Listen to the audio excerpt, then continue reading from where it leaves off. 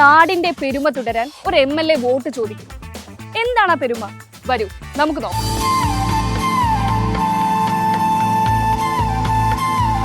പെരിന്തൽമണ്ണക്കാരുടെ അഭിമാനമായ കൊടികുത്തിമല എന്ന ഈ ടൂറിസം സ്പോട്ടിന് സംഭവിച്ച മാറ്റങ്ങൾ വിവരണാതീതമാണ്.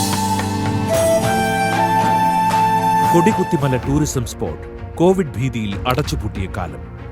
ഒരു കാരണവശാലും തുറക്കില്ലെന്ന് അധികാരികൾ വാശി പിടിച്ചപ്പോൾ എന്റെ ജനങ്ങൾക്കായി അത് തുറക്കണമെന്ന് അവരുടെ ജനപ്രതിനിധിയും വാശി പിടിച്ചു. ഒടുവിൽ ആ ജനപ്രതിനിധി തന്നെ വിജയിച്ചു. കാട് മൂടിക്കിടന്ന റോഡും പരിസരവും നാട്ടുകാരെ കൂടെ കൂട്ടി വൃത്തിയാക്കി. പിന്നെ വേണ്ട ഫണ്ടുകൾ അനുവദിച്ച് റോഡുകൾ നവീകരിച്ചു. ആവശ്യമായ എല്ലാ സൗകര്യങ്ങളും ഒരുക്കി.